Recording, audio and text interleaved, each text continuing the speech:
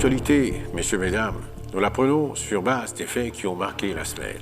Et la semaine a été marquée par une marche de chrétiens catholiques. Elle a également été marquée par l'effet du caucus africain, mais cela pourra être repris comme en passant. Mais nous reviendrons également sur d'autres points qui ont marqué cette semaine ici sur notre plateau avec Jean-Pierre Moutamba, ambassadeur de la République démocratique du Congo auprès du Royaume de Belgique de 2003 à 2009. C'est lui qui est notre invité.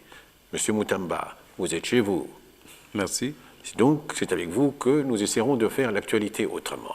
Et pour la faire autrement, je voudrais vous convier à revoir le passé, ce qu'il a été, un passé récent, puisque nous sommes le 10 juin. Et ce jour-là, au Grand Hôtel Kinshasa, vous êtes au cœur d'une campagne de sensibilisation, vous lancez. Et vous l'appelez encore comment, la campagne ? Campagne de sensibilisation sur la fête nationale ou l'indépendance de notre pays. Il devait bien y avoir une raison pour cela. Oui, nous aussi. C'est la grande raison, en fait, c'était la prise en charge ou la conscientisation du peuple congolais par rapport à son sort, par rapport à son histoire et par rapport à son destin. Et partant de la fête nationale, couplée de la fête de l'indépendance, est une opportunité et une occasion pour le Congolais de réaffirmer leur volonté d'appartenance à leur pays. Voilà pourquoi nous avons pensé à lancer une campagne suite à une observation, à un constat que l'indépendance ou la fête nationale était une affaire des autres, comme d'ailleurs beaucoup de sujets pour le Congo, c'est toujours souvent une affaire des autres. Et vous la preniez-vous de cette manière-là, au moment où certains estimaient que, je ne sais peut-être pas, à tort ou à raison, que la fête nationale était devenue une affaire des uns et pas de tout le monde? Justement, c'est ce qui a motivé notre action. Si il n'était pas cette constatation, on n'aurait jamais peut-être démarré. Parce que en partant déjà par les valeurs telles que l'hymne national, telles que l'indépendance, telles que le pays. Et si déjà les gens ne prennent pas conscience à se dire que c'est notre pays, c'est notre hymne, c'est les valeurs, et ce constat nous a amené à dire demain, nous risquons de passer à côté des choses importantes parce que les gens ne sont pas très à même de prendre en charge ou de se prendre en charge pour revendiquer ce qui est de droit. On va voir de quelle manière, puisque on peut dire que pour une autre raison, peut-être, c'est-à-dire par rapport à la situation qui prévaut dans la partie est du pays, il y a eu une autre prise de conscience qui se prend. Mais avant d'entrer dans le cœur de l'un des sujets qui ont marqué l'actualité, je voudrais qu'on se refasse, et vous, et nous, et tous ceux qui avaient pris part, peut-être de loin ou de près, à cette manifestation du 10 juin dernier, une nouvelle mémoire en revisitant ce que la mémoire de Biwan peut nous réserver. Des martyrs, bannis la crainte de mourir, pour qu'un jour des fils puissent sourire. Et la grâce de Dieu ne t'a pas quitté. Congo de Dieu, réveille-toi, Congo.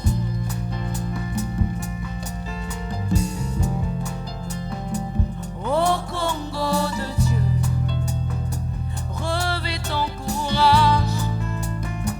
Le soleil se lève encore sur toi,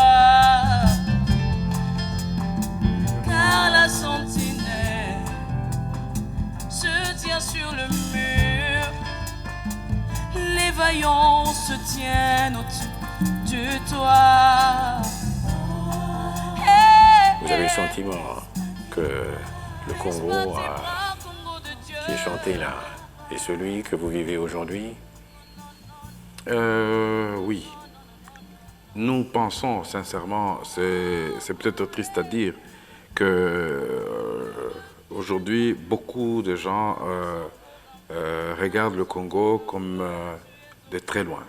Et ici, justement, puisque vous nous avez relancé dans la campagne qui a été lancée le 10 juin, la chanson, si je peux dire, coécrit avec Maman Lydia, nous a poussé à parler au cœur des Congolais pour qu'ils comprennent que c'est pas trop tard, c'est pas fini et que aujourd'hui le Congolais doit réellement se prendre en charge, s'élever et refuser toute forme de négligence face à leur pays. Oui, mais est-il cependant que, en cette période-là, la situation dans la partie est du Congo n'est pas au cœur du drame où il se trouve aujourd'hui?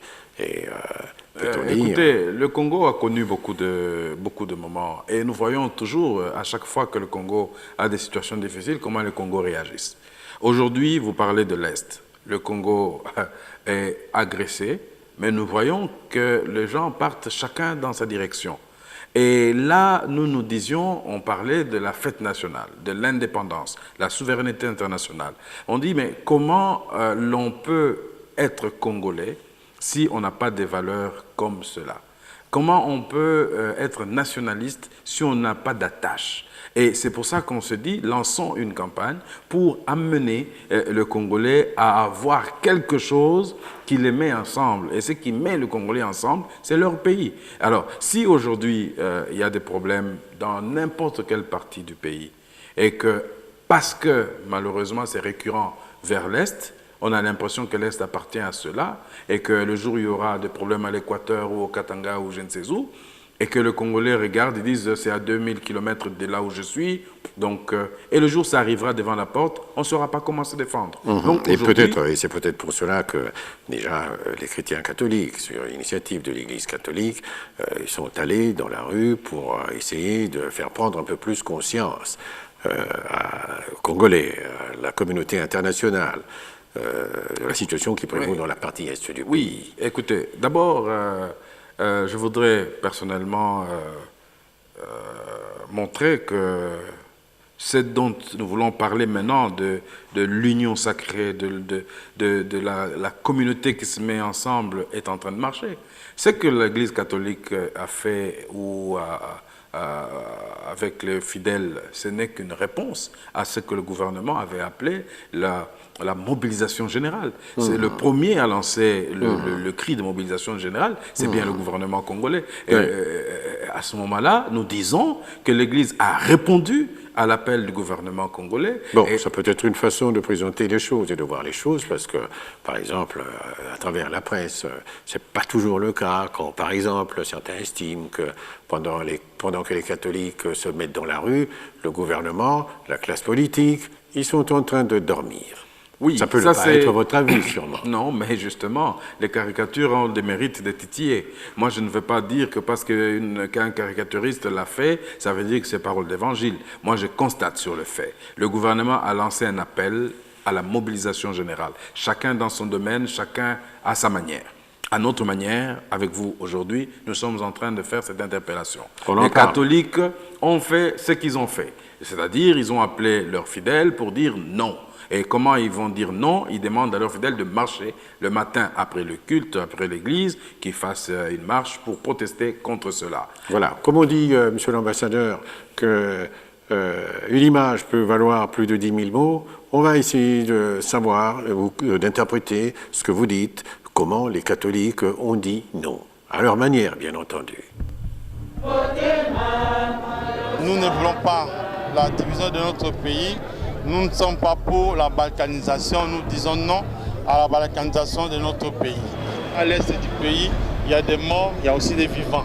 Si les morts sont enterrés sans cimetière, il y a des vivants qui errent encore dans la forêt, dans la brousse, qui chaque jour ils se confondent maintenant avec des animaux. Il y aura une descente aussi des évêques au Conseil de sécurité des Nations Unies pour faire entendre des vives voix les préoccupations de tout un peuple qui se retrouve autour des évêques de la 5e. Jean-Pierre Moutamba, monsieur l'ambassadeur, quand vous entendez dire balkanisation, agression, vous vous mettez de quel côté? En très peu de mots, juste pour nous permettre de non, attendez, je me mets d'avancer, si vous voulez. Je me mets nulle part, ni d'un côté ou de l'autre. Mais je voudrais que les choses soient placées à chaque fois. Mais je voudrais que les choses vous le mettez dans quel contexte? Un contexte de guerre ou un contexte de... Il faut faire très attention parce que je me souviens qu'il y a d'ailleurs des structures à Kinshasa, au Congo, qui font déjà une campagne contre la balkanisation. Et ça commence il y a plus de 6 ans, plus de peut-être 7 ans. Est-ce que vous voulez dire que vous n'y croyez pas? Non, je voudrais tout simplement dire, dans les cas actuels, il est important qu'il n'y ait pas de confusion. C'est-à-dire, le Congolais doit savoir qu'il y a un problème d'agression, il y a un problème d'appui à des groupes armés qui sont en train de faire des choses chez nous que nous ne pouvons pas accepter. Est-ce que l'agression veut dire que un corps extérieur, si vous ne voulez pas parler d'un pays, est en train d'être à la base d'une impulsion qui déstabilise la partie est du pays? Mais absolument. Nous connaissons les problèmes de l'Est du pays. Je ne pense pas qu'aujourd'hui, on va encore se gêner à citer le Rwanda, qui est derrière le M23, qui sont en train de faire ce qu'ils sont en train de faire. Ils peuvent aujourd'hui lancer un message comment on appelle ça, survie, parce que leur problème, c'est la sécurité, c'est tout ce que nous connaissons comme agression dans leur pays. Eux, ils font la sécurité pour chez eux, ils ne devraient pas menacer la sécurité chez nous. Donc aujourd'hui, nous parlons de l'agression qui se passe à l'Est. Lorsque nous parlons de la balkanisation, c'est autre chose. Ce n'est pas exclu que la balkanisation existe, mais la chose qui nous concerne aujourd'hui et qui est imminente, parce que c'est là chez nous immédiatement, c'est l'agression. Mais vous entendez comment est-ce qu'on dit, l'Église catholique, la SENCO, reprendre le discours et disent non à la balkanisation, non à la balkanisation. C'est tout à fait normal. La balkanisation, je viens de vous dire que... C'est peut-être un projet, vous voulez dire? Non, non, non, non. Il faut suivre l'esprit, ce qu'on appelle le Citizen Leben. Mettre chaque chose dans son contexte. Actuellement, voilà ce qui se passe.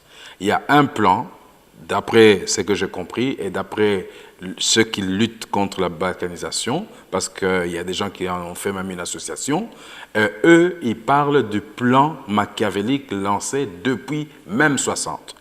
Après l'indépendance, ils se sont rendus compte que le Congo a eu une grosse part du gâteau, il faut la diviser. Il faut donner une partie et ça, c'est la balkanisation et le plan a démarré depuis un certain moment. Mais immédiatement, là, ici, nous parlons de l'agression que nous subissons à l'Est, incessamment, tout le temps, et nous disons non. Et aujourd'hui, si maintenant l'Église mélange et la balkanisation et l'agression, il risque, d'après mon point de vue, d'être difficile à ce que les gens comprennent que c'est le problème actuel qui se passe à l'Est, plutôt que le plan qui a déjà été mis en place pour diviser le Congo et mettre des petits morceaux à gauche et à droite. Voilà, vous disiez tout à l'heure quoi. Il faut comprendre l'esprit. Et puis vous avez sorti une expression que je n'ai pas... Mettre chaque chose dans son contexte, le Citizen Leben. Donc il faut mettre chaque chose dans son contexte. Oui, dans l'expression le contexte que vous avez actuel... donnée, vous avez dit encore... Dans l'expression que vous avez donnée, vous avez dit encore comment? Le Citizen Leben. Bon, ça c'est peut-être... Moi je n'y crois pas grand-chose. Propos de diplomate, peut-être pour atténuer et tout.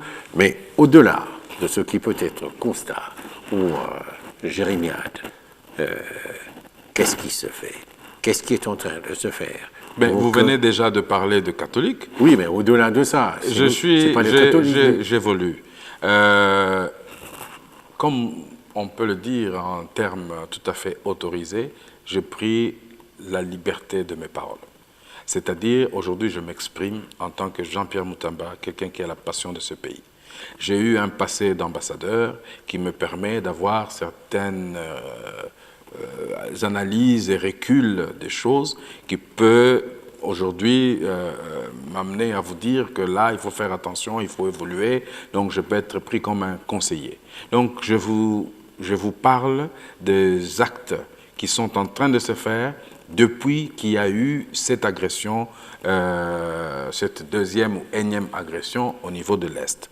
Alors, si l'on doit faire le tour, on s'est rendu compte finalement que le gouvernement a fourni un effort extraordinaire sur le plan diplomatique pour arriver à faire entendre notre voix, la voix de la République démocratique du Congo, à travers les nations, par rapport à l'agression qui sévit à l'Est. Et ce que vous devez comprendre, c'est que dans une situation pareille, lorsque vous êtes agressé militairement ou avec les armes, il y a toujours des choses, lorsque l'on connaît l'agresseur, lorsqu'on connaît le soutien de l'agresseur, il y a 3 démarches ou plusieurs démarches, mais généralement on s'arrête à 3 qui s'imposent. C'est négocier ou parler avec l'adversaire, ou du moins le financier de l'adversaire, c'est faire la guerre, et c'est la diplomatie, et il y a aussi le point politique. Et le point politique, c'est des actes tels que même ce que les catholiques viennent de faire, ça peut être placé dans le point politique,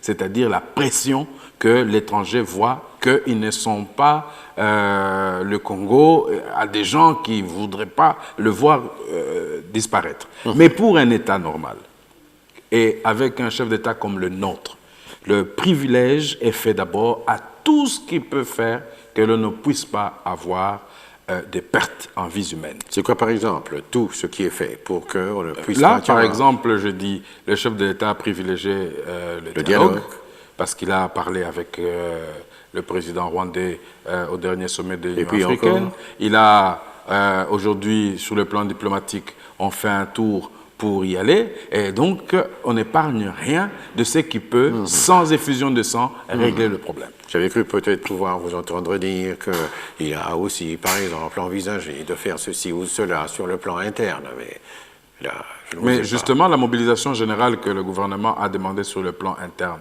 fait partie aussi de cette même lutte. Donc aujourd'hui, le gouvernement donne l'information à la population. Il y a même un numéro de téléphone qui est donné au front d'un officier de liaison congolais à qui les journalistes, les gens peuvent téléphoner pour avoir la situation sur place et savoir comment aider et soutenir sur le plan de la mobilisation. On pourra revoir et même revenir là-dessus et creuser ce dont nous parlons déjà.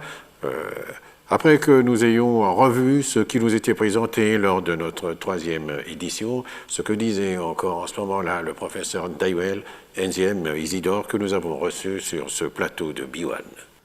Nous avons connu un deuil. Et le deuil, c'est les élections qui se sont plutôt mal passées au niveau de l'organisation. Ça a été dénoncé par tout le monde, y compris par le chef de l'État, qui a dit, voilà, il y a des ratés. Et nous savons très bien que cet élément-là n'est pas prémédité. Le président Kabila ne s'est pas dit, ah, j'ai eu un premier quinquennat, j'étais trop tranquille. Maintenant, faisons tout pour que les élections se passent mal, afin que j'ai quelques problèmes pour le second quinquennat. Non, ça n'a pas été prémédité. Nous sommes dans une situation où les choses se sont mal passées. Maintenant, est-ce que nous allons continuer avec ces deuils? Ne faut-il pas clôturer quelque part le deuil? Comment? Organiser le 40e jour des élections de 2011, c'est-à-dire décider de tirer un trait sur cela. La seule chose qu'on peut faire, la seule manière de corriger le passé, c'est de prendre les bonnes résolutions pour l'avenir. C'est tout ce qu'on peut faire. Suivez la marche du monde. Prenez avec nous l'information. L'événement Biwane, entre guillemets, tous les dimanches à partir de 20h30. Déjà, vous entendiez, le professeur Ndaiwel, il faisait remarquer qu'il faut lever le deuil de la situation qui a prévalu après les élections. On pourra peut-être y revenir, mais je voudrais d'abord, pour que les gens aient une perception un peu plus, comment est-ce qu'on dit, convenable de la personne qui parle, rappeler quand même que vous avez été ambassadeur en poste à Belgique, c'est 2003-2009. Et déjà, cette période est marquée par certains soubresauts entre la Belgique et la République démocratique du Congo. À cette époque déjà, le ministre belge des Affaires étrangères, Karel de Gucht, fait par exemple remarquer que quand il vient au Congo et qu'il traverse la frontière, il est du côté du Rwanda, il réalise que d'un côté, il y a quand même un problème de gestion de l'État, alors que de l'autre, il sent qu'il y a un État. Est-ce que c'était déjà un constat qui pouvait éveiller les gens pour dire que veillons sur nos frontières, veillons sur notre sécurité, essayons de nous prémunir par rapport à ce qui peut arriver? Monsieur l'ambassadeur. enfin, c'est une façon de voir. Si vous donnez une idée, c'est que c'est votre opinion. Ça peut être l'opinion de plusieurs personnes. Mais ce qu'il faut observer, d'abord, même sur le plan diplomatique, puisque vous parlez à un ambassadeur, c'est discourtois. Vous ne pouvez pas vous quitter notre pays, vous allez parler de notre pays dans l'autre pays avec des propos tels que cela. Donc, c'est des choses qu'on ne peut pas accepter. Et ensuite, il y a toujours quelque chose, lui, particulièrement le ministre Karel de Gucht, vous savez qu'on a passé des moments assez intéressants à la gestion de Karel de Gucht aux affaires étrangères belges, dont je ne voudrais pas nécessairement réveiller tout ce qu'il y a eu, étant donné que les relations ont été sincèrement améliorées depuis son départ. Mais pour lui, à partir du moment où la Belgique donnait 1 euro dans les aides ONG et compagnie au Congo, il se voyait le droit de donner un point de vue sur tout. Il a en fait tout simplement confondu d'époque. Le Congo vient d'où? Aujourd'hui, on peut être des pays frontaliers comme le Rwanda et le Congo, mais on ne peut pas comparer le Rwanda et le Congo. Ni en taille, ni en histoire. C'est impossible. Nous avons c'est vrai que ça fait 50 ans qu'on est indépendant, mais le Congo a vécu quelle situation?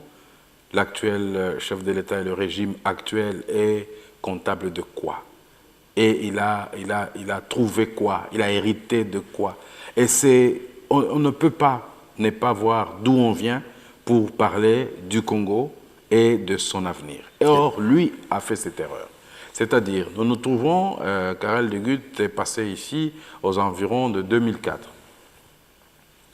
Il arrive, nous venons d'une guerre, d'agression, nous venons de Sun City où on a essayé de se mettre ensemble, nous nous retrouvons avec 1+4 et c'est à cette période que lui choisit d'aller dire une chose pareille dans un pays qui était cité comme agresseur. Très bien, Monsieur l'ambassadeur. On va peut-être pas refaire toute l'histoire, mais pour reposer, par exemple, cette question, puisqu'apparemment, là, c'est bon, on a hérité de telle situation, le Congo a été géré de telle manière pendant 40 ans, 50 ans, mais on a pris le Congo tel qu'il est pour y apporter des solutions. Parce que par rapport à la situation de notre armée, celle qui est au front, bon, on peut peut-être encourager la bravoure des forces armées congolaises. Mais quand on a remarqué qu'elle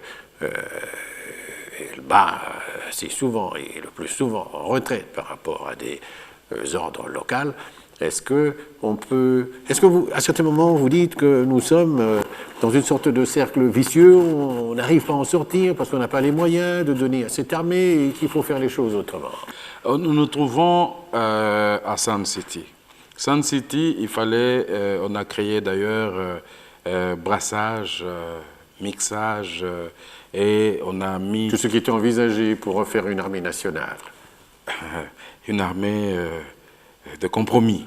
C'est-à-dire, aujourd'hui, on a, par exemple, à l'Est, il y avait le RCD qui est entré dedans, avec ses généraux représentés à Kinshasa, à l'Équateur, etc. Et, particulièrement à l'Est, on a laissé, dans la plupart des cas, ceux qui étaient à l'Est. Donc, l'armée qui est en fait à l'Est est majoritairement RCD. Aujourd'hui, ces gens qui sont à côté du Rwanda, qui hier étaient avec le Rwanda, écoutez, c'est aussi simple, aussi facile que quand il y a un problème comme ça, qu'ils ne puissent pas réagir comme vous pensez qu'ils devraient réagir. Non, moi je ne sais pas comme vous pensez parce que que je dois réagir. Évidemment, nous nous trouvons effectivement dans une situation où maintenant, nous devons avoir une vraie armée qui n'est pas issue de qui que ce soit. C'est-à-dire une armée formée selon les critères d'une armée. Et c'est à ça que s'attelle le chef de l'État, c'est à ça que s'attelle la réforme de l'armée, qu'on a dû voir, la réforme de l'armée, de la sécurité, Ok, etc. très bien, C'est tout simplement pour éviter... Non, mais je pense que de la responsabilité du chef de l'État, qu'il est important. C'est ce qu'il a à faire. Il est, comme on dit et comme le dit la Constitution, le garant de la sécurité et de l'intégrité, il doit veiller sur l'intégrité du territoire. Mais dites-moi un peu, puisque vous parlez de Sun City, est-ce que tout ce qui a été construit là-bas a été cassé, ce consensus intérieur qui était nécessaire et qu'on pense devoir encore être nécessaire aujourd'hui? Le problème qu'il y a eu à l'époque qui nous a amenés à Sun City, c'était une guerre. Et aujourd'hui, pour régler le problème du Congo, il faut régler le problème de l'armée. Et pour régler le problème de l'armée, on ne peut pas, si on ne comprend pas, le faire selon les armées de groupes armés. Ça doit être là une armée républicaine, l'armée de la République démocratique du Congo. Voilà pourquoi, progressivement, cela doit être mis en place et que l'on ait une conscience que l'armée, c'est comme ça. Ce n'est pas parce qu'on est de tel groupuscule, mais c'est tout simplement parce qu'il y a des gens qui doivent être formés, qui doivent être équipés et pour arriver à faire quelque chose dans ce sens-là. Aujourd'hui, nous nous retrouvons d'ailleurs sous une forme d'embargo. On ne sait pas acheter les armes normalement, on ne sait pas faire... nous équiper correctement parce que l'Union européenne trouve que nos armes se retrouvent un peu partout. Donc aujourd'hui, nous sommes, sans le dire, en embargo. Donc le gouvernement à qui on demande de défendre le pays ne peut pas acheter les armes comme il faut, a une armée avec encore de groupuscules issus de groupes armés et on lui demande tout ça. Alors, vu tous ces aspects, le chef de l'État, le gouvernement congolais, etc., ils ont entrepris des réformes pour arriver à quelque chose. Alors, première réponse que je voudrais donner par rapport à l'Est, c'est que le chef de l'État, en tant que garant de la nation, il n'a pas failli à sa mission. Il continue à trouver les voies et moyens pour que, parallèlement à la refondation de l'armée, que la paix, l'État soit réhabilité dans tous ses prérogatives. Ça, c'est déjà très bien. Mais déjà, vous faisiez remarquer à un moment qu'il donne une nouvelle impulsion à la démocratie. Il parle avec son homologue du Rwanda. Il devra encore aller parler avec ses homologues de la conférence internationale sur la région des Grands Lacs, bientôt à Kampala. Vous croyez, vous, vraiment, qu'il en sortira quelque chose? Moi, je pense qu'aujourd'hui, déjà, il en est sorti quelque chose. Quoi, par exemple? Si, à la réunion qu'il y a eu dernièrement, c'est vrai que les gens attendaient une condamnation claire, disant, voilà, le Rwanda est l'agresseur, etc.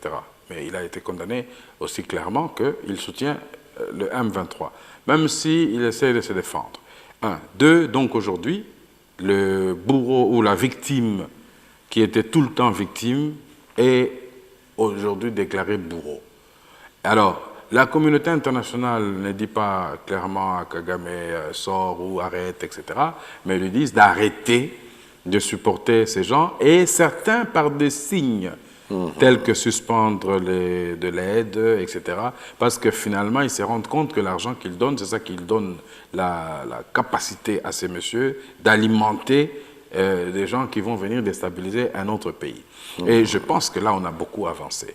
Aujourd'hui, il est question de voir la faisabilité de cette armée internationale qui devrait être mise en place. Et la réunion de Kampala est aussi importante parce que à partir du moment où nous pouvons épargner les vies humaines par une négociation ou par un dialogue ou par une diplomatie agissante telle que les rencontres, je pense que ce n'est pas le chef de l'État que je connais qui cracherait dessus. Donc aujourd'hui, c'est un choix.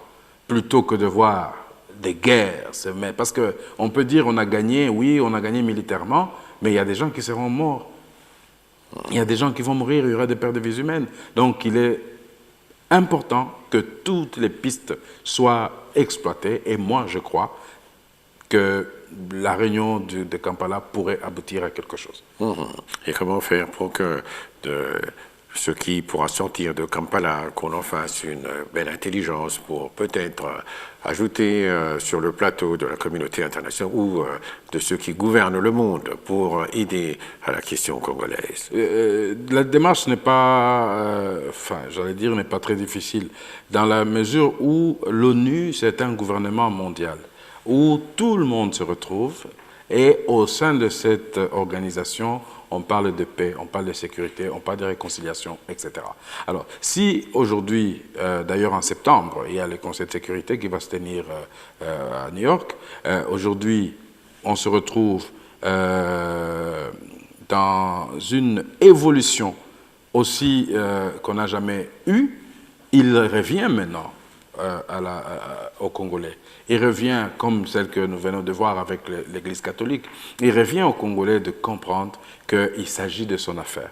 Donc on ne doit pas toujours rester dans son salon, à regarder la télé, le journal, qu'est-ce que le gouvernement a dit, suivre les chaînes périphériques comme locales, qu'est-ce qui se passe à l'Est. Non, il faut justement cette mobilisation. C'est pour ça que nous disons, là, l'Église a donné le ton. À un certain moment, vous le savez, on prenait d'ailleurs l'Église catholique comme une opposition, parce qu'on trouvait qu'il avait plus de propos et de tendances de l'opposition que... C'est quoi les propos et les tendances de l'opposition? Oui, ben voilà. Donc on se rend compte aujourd'hui que si l'Église catholique se lève pour défendre l'intérêt du pays, écoutez, je pense que les autres peuvent emboîter le pas pour dire non, pour une fois, le Congolais parle d'une voix. Très bien, on ne veut pas de l'agression à l'Est, on ne veut pas en prolongation de la balkanisation. Très bien, M. Moutamba, quand vous dites, par exemple, que bon, on peut réaliser qu'avec ce que font les catholiques, ça permet déjà une certaine conscientisation.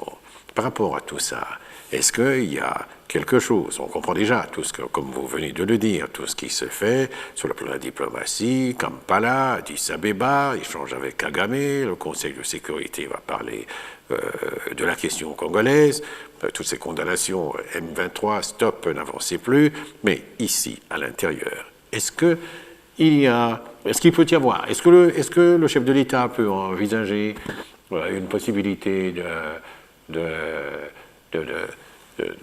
recueillir une cohésion interne autour de l'idée de sauvegarder ce qui doit être gardé pour le Congo. Je pense que j'ai saisi à peu près ce que vous êtes en train de dire. Le chef de l'État, je ne suis pas membre du gouvernement, mais ce que j'observe avec le temps que j'ai pu travailler avec lui, je pense que c'est quelqu'un de très méthodique. Et c'est quelqu'un qui observe très bien les choses comme ils évoluent. Aujourd'hui, avec le gouvernement, ils ont lancé comment on appelle ça, la mobilisation générale. Le gouvernement, ils sont réunis, ils ont appelé les gens. D'ailleurs, le ministre des Médias que vous avez reçu, le ministre Mende en a parlé, il a fait des points de presse là-dessus. Aujourd'hui, le chef de l'État, en tout cas, a donné cette impulsion. Et je pense que si il ne c'est va pas fait, il va pas parler par exemple avec les catholiques. Non, je pense que le chef de l'État prendra cela, parler avec tout le monde, parce que c'est tout le monde, ça veut dire que les catholiques, l'opposition, les chefs coutumiers, le corps constitué, vraiment tout le monde est mis à contribution pour arriver justement à conscientiser les gens que c'est une affaire de l'État. Très bien. Opposition, ça veut dire celle qui est institutionnelle ou bien c'est toutes les oppositions et ça pourra même conduire jusqu'à ce qui apparaît comme une sorte d'opposition armée. Je pense que si on... Qu'est-ce que vous auriez pu continuer, Si par vous exemple parlez de la liberté, aujourd'hui nous sommes dans une affaire, une crise qui touche même au centre même du cœur du Congo. Alors, à ce moment-là, lorsque on appelle le Congolais, on appelle l'opposition, on ne va pas commencer à choisir. Si l'opposition qui est en dehors des institutions, qui n'est pas au Parlement, s'associe à l'opposition qui est au sein du Parlement, s'associe aux catholiques, s'associe à la société civile de l'Est qui n'arrête pas de travailler là-dessus, s'associe à toute forme d'association qui puisse faire front commun, union sacrée, une harmonie et parler d'une voix, je pense que ce n'est qu'une bonne chose. Et aujourd'hui, le chef n'a pas écarté le fait qu'il a appelé et il appelle tout le monde, les catholiques, l'opposition et tout le monde, de faire front à ce qui est en train de venir. Est-ce que vous savez que des fois, quand vous dites le chef de l'État appelle tout le monde, dans l'opinion, à la cité, dans les maisons, en République démocratique du Congo, on dit, considérons peut-être que c'est une sorte de main tendue. Est-ce que ça veut dire qu'il dit aussi, M. Tshisekedi, venez, on va parler? Est-ce qu'il peut le faire? Je pense qu'il a déjà fait. Ça serait très beau, non? Il a déjà fait. Et il a toujours dit, sa porte est ouverte. Maintenant, c'est à poser aussi la question à l'autre côté, si lui, il est prêt à le faire, ou à venir, ou à être reçu, ou à recevoir. Donc, voilà les démarches. Je pense plutôt que... Vital Kamerhe, asseyez-vous, parlons, regardons en face, le danger est devant la porte du Congo. Moi, je pense que ça serait faire un mauvais procès pour l'opposition, ce que vous êtes en train de faire. Même très dangereux. Dans la mesure où vous voulez dire aujourd'hui que Tshisekedi, Vital Kamerhe et les autres ne sont pas des Congolais qui ont l'amour de leur pays ou la passion de leur pays. Non, aujourd'hui, une possibilité d'union sacrée. C'est-à-dire que attendons l'avenir, d'ici peut-être 2 ou 3 jours. Je sais qu'il y a de projets qui est mis en place pour mettre ensemble tout le monde et parler avec tout le monde. Les gens vont être consultés, certains consultent, d'autres s'offrent même leurs bons offices, etc. Et ça, nous verrons d'ici là ce que ça va donner. Et si moi j'étais sincèrement conseiller, je conseillerais au chef de l'État de recevoir tout le monde et de donner des directives aussi claires qu'il a données au gouvernement pour appeler à une union nationale, si on veut dire ainsi. Et ça serait aussi intéressant que le chef puisse initier une rencontre avec tous ces gens-là. Et je sais que c'est quelque chose qui est dans ses cordes.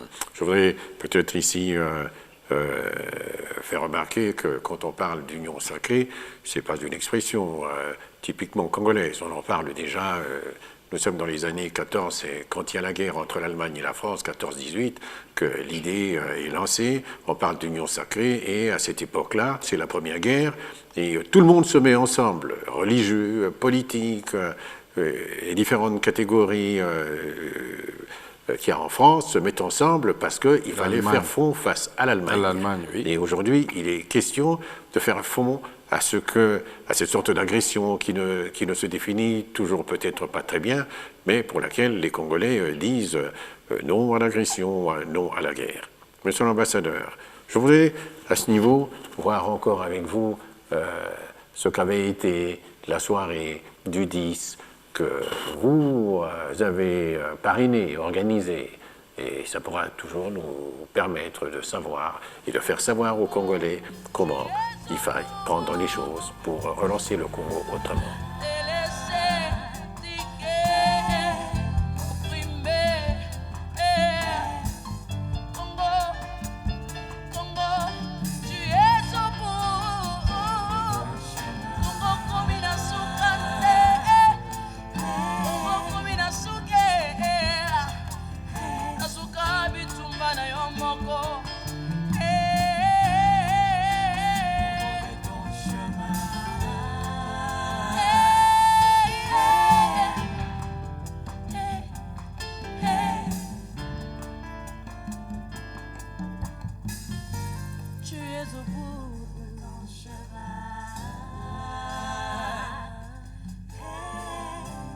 Nous déjà, Monsieur l'ambassadeur, que l'Église catholique envisage d'aller jusqu'au Conseil de sécurité.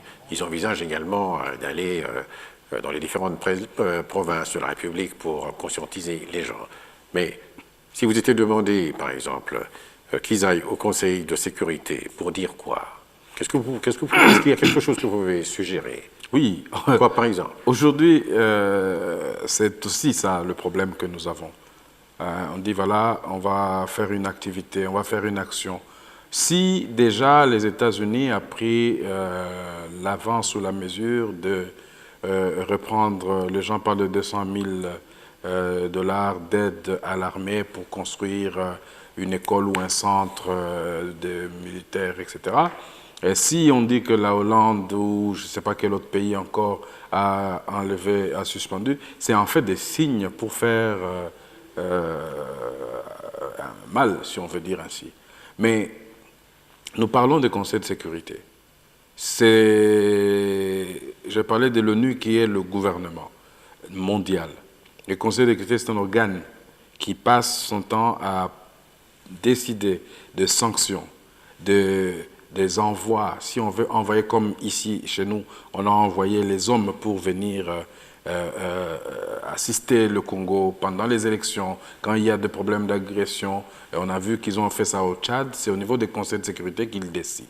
Donc ce conseil de sécurité est là pour envoyer des signaux de paix. C'est comme ce qui se passe en Syrie aujourd'hui. On envoie l'ONU pour mettre la paix, calmer les gens, voilà, etc.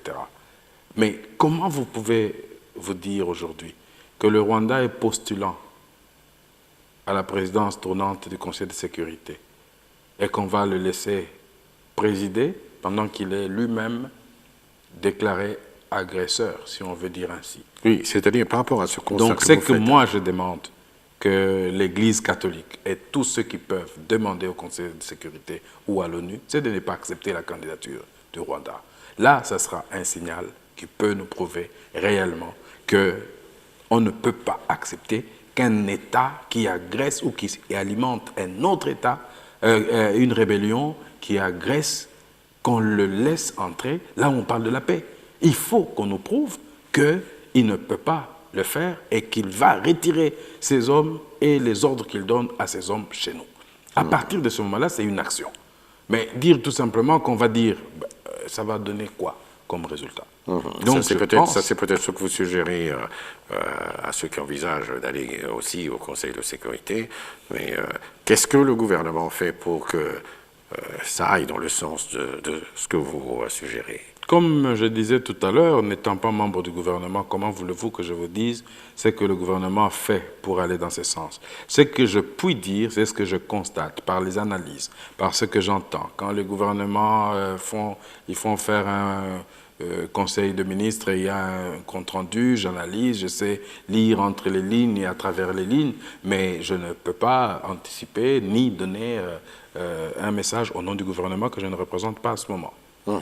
Monsieur Moutamba, vous-même, aujourd'hui, vous-même, bon, vous avez été ambassadeur à Bruxelles.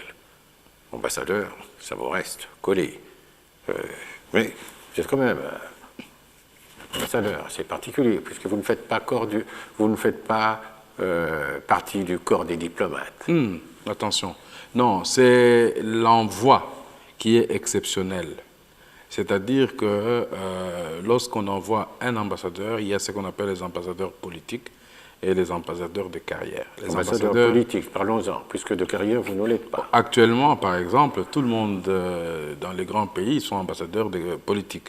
Donc c'est le chef de l'État, le conseil de ministres, le gouvernement, quand ils analysent la situation, ils se rendent compte que dans la situation actuelle, il est important que l'on puisse avoir telle catégorie d'individus à tel endroit ou à tel poste. Et qu'est-ce qui pourrait militer en votre faveur à cette période-là, 2003 pour que ce soit vous qui ayez à Bruxelles? Ça, je pense que le chef, lui, il sait. Je crois que j'ai eu à travailler déjà un peu à cette époque-là à la présidence. Donc, c'est les qualités peut-être que j'avais qui a amené. Donc, c'est ce qu'on appelle la grande discrétion. Mais quand même, pour aller dans un pays comme la Belgique, c'est quand même pas n'importe quel pays, dans la mesure où on disait que le monde regarde le Congo à travers l'ornière de la Belgique. Pour y aller, c'était quand même pas n'importe qui. Oui. Est-ce que vous étiez un peu de ceux qu'on appelle les hommes du président? Je ne sais pas si on m'a appelé l'homme du président. Moi, tout ce que je sais, c'est que je devais faire un travail. Et le travail que j'avais à faire à l'époque, c'était d'abord réhabiliter la relation qui était vraiment mise en mal. Comme je viens de vous dire, on a eu un sérieux problème entre 1997 et 2000, où on n'a presque pas eu de relation avec avec la Belgique. Qui vous avez précédé, vous, en Belgique? Kisonga Mazakala. Avant Kisonga, c'est... Il n'y avait pas d'ambassadeur. Avant Kisonga, il y avait des chargés d'affaires. Et avant, c'était Kasavubu. Donc après Kasavubu, c'était Kanengele. Après Kanengele, c'était un intérimaire. Comment on appelle ça, les chargés d'affaires? Yav Kapung. Après, c'était Kisonga. Après, et vous, la mission etc. qui vous est assignée, c'est, vous disiez, pour essayer de renouer ce qui paraissait atténué ou cassé. Vous voyez, j'arrive en 2003, en février 2003 en Belgique. Nous venions de quitter Sun City. Le chef de l'État arrivait en 2001. Il y a eu tous ces périples-là. Il était presque inconnu par les Belges. Pas par le gouvernement, je dis par les Belges.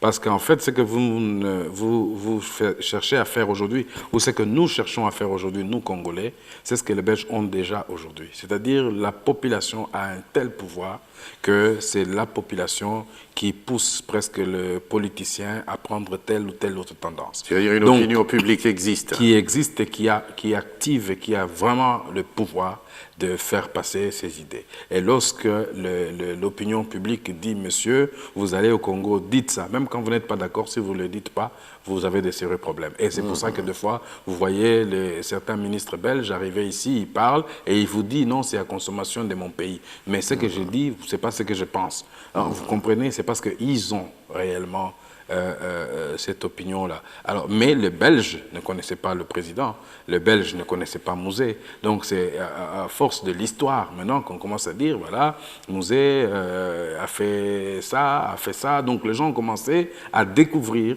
qui est ces grands maquisards, ces grands, mais les politiciens, les historiens, tout le monde le connaissait. En fait, ce n'était pas comme si c'est quelqu'un qui passait dans la rue tout le temps, que tout le monde pouvait identifier. Donc, et la nouvelle manière de fonctionner, qui n'est pas le fonctionnement des discours, qui n'est pas le fonctionnement traditionnel qu'on était habitué à faire de points de presse, de discours, etc., a fait que c'était devenu comme un mythe.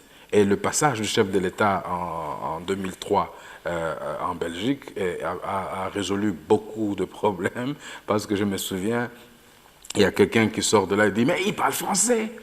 Alors, donc vous imaginez jusqu'où les gens ont donné la mauvaise information qu'ils ne parlent pas français, ils ne parlent pas ceci, etc. Donc les gens découvraient. Donc nous sommes dans une période comme ça, quand nous arrivons, où on doit présenter le Congo, et le Congo se retrouve avec le 1+4.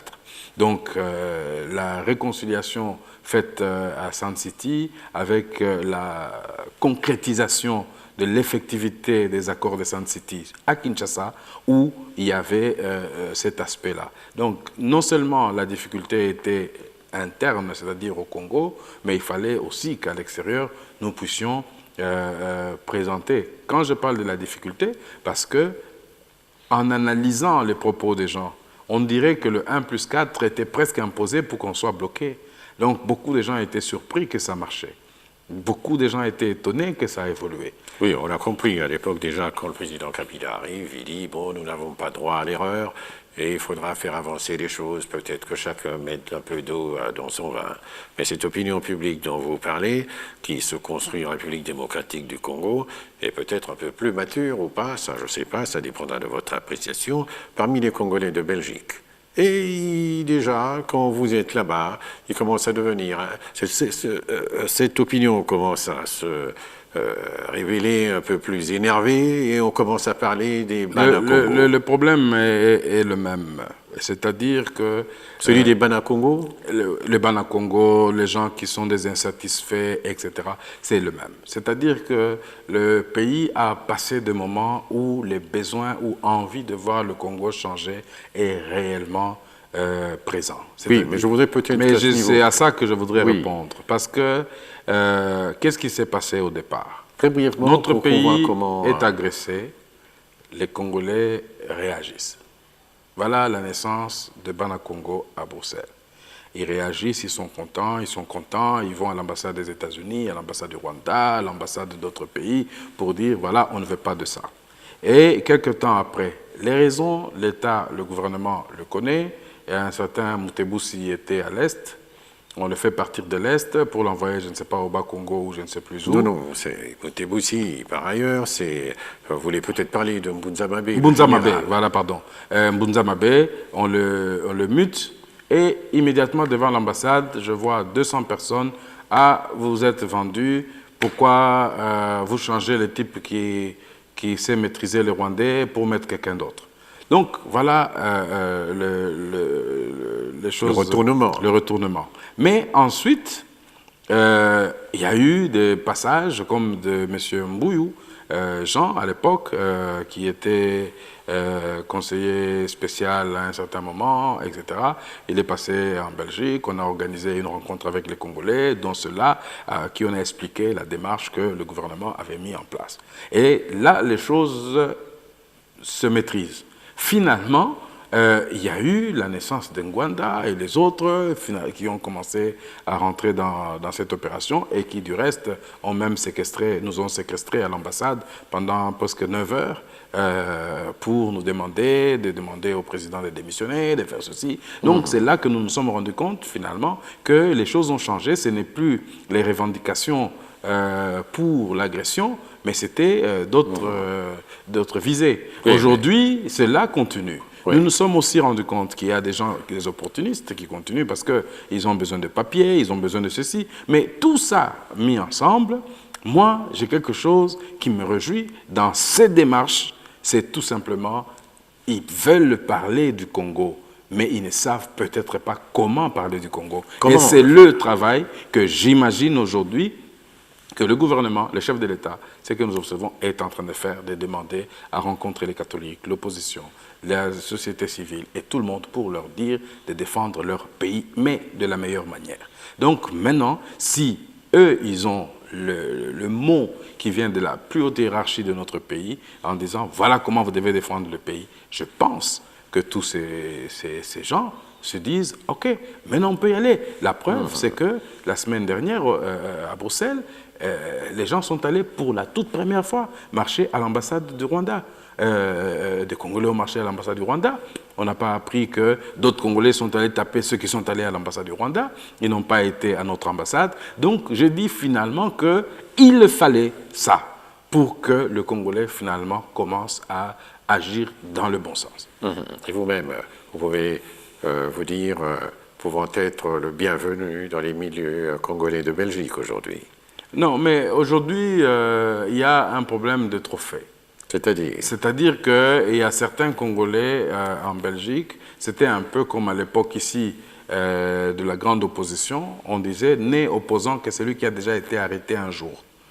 Donc là-bas, né résistant que celui qui a déjà tapé un officiel. Bon, tout ça, c'est ce qui se disait. Mais peut-être qu'aujourd'hui, une des choses... Mais moi, je vais en Belgique, oui, mais je me promène, là où j'ai toujours l'habitude de me promener. Bon, c'est vrai que je ne vais pas non plus être imprudent, mais en tout cas, je rencontre des gens, je n'ai aucun problème avec ça. Peut-être qu'aujourd'hui, une des choses qu'il faille peut-être envisager, c'est de voir comment remettre tous les Congolais ensemble. Vous faisiez remarquer que le président de la République y travaille, l'État fonctionne 24 heures sur 24 et lui ne perd pas son temps pour faire ce travail qu'il a à faire. Et peut-être qu'il faudra que vous commenciez à envisager ce qu'il faille dire, ce que vous pensez qui doit être dit à ces Congolais de la diaspora pour qu'ils sachent se mettre ensemble, disons, avec ceux qui sont ici pour voir les choses, comment est-ce qu'on dirait, pour se mettre ensemble et faire avancer le Congo autrement et aller au-delà de la situation de guerre qui prévaut dans la partie est du pays. Vous auriez dit comment, monsieur l'ambassadeur? J'aurais dit comme vous, c'est-à-dire exactement, vous avez répondu à ma place et vous avez parlé à ma place. Parce que justement, le problème du Congo, c'est celui-là. Quand on a parlé ici de l'union sacrée, qui n'est pas une invention des Congolais ou de l'opposition, quand ici on a parlé de la mobilisation, quand nous avons fait la campagne que nous avons d'ailleurs appelée « Nous aussi », et tout ça, quand nous voyons les efforts que le gouvernement est en train de faire pour essayer de faire passer le message, parce que le temps, justement, aujourd'hui, est tel que nous ne pouvons pas nous permettre de passer à côté de l'essentiel. Et l'essentiel, c'est quoi? C'est la prise en compte des revendications des Congolais par la communauté internationale. Étant donné que ce n'est pas la haie franchie, les Congolais doivent eux-mêmes maintenant se mobiliser, comme ce qu'on a dit tout à l'heure, les catholiques et les autres se sont mobilisés. Aujourd'hui, nous devons nous mobiliser. Mais c'est justement quand nous devons nous mobiliser, c'est pour demander quoi? Et c'est le ton ou le là que le gouvernement doit donner. Nous, en tant que Congolais, nous n'avons qu'à faire que ce que nous pouvons faire. C'est que le gouvernement peut-être ne peut pas faire. C'est l'accompagnement de toutes ces démarches-là que nous devons faire aujourd'hui. Le Congo, malheureusement, a beaucoup de défis. Parce que vous voyez qu'on est en train encore de construire. Des fois, quand on dit reconstruire, j'ai dit, OK, reconstruire, c'est le boulevard qui était déjà là, on le reconstruit, mais je pense que le Congo est à construire, carrément. Alors, il y a tellement de défis là-dessus. On doit refaire les infrastructures, on doit refaire l'administration, on doit refaire l'armée, on doit refaire tout cela. Et c'est en ce moment-ci qu'on sent que le Congo commence à avoir la même pensée et se mettre ensemble pour justement défendre son pays. C'est important qu'effectivement le gouvernement continue à canaliser cela, mais que la population revendique des choses dignes d'être revendiquées. Et voilà, donc la contribution de chacun, nous, la nôtre, nous l'avons donnée. À partir du 10, nous avons lancé l'opération qui, du reste, je pense que continue et devrait continuer. Monsieur l'ambassadeur, à la première seconde, dès que le générique avait été lancé, nous ouvrions les guillemets. Et vous avez parlé, et maintenant nous fermons les guillemets. C'est le point final à la 4e édition de Entre guillemets. Monsieur, madame,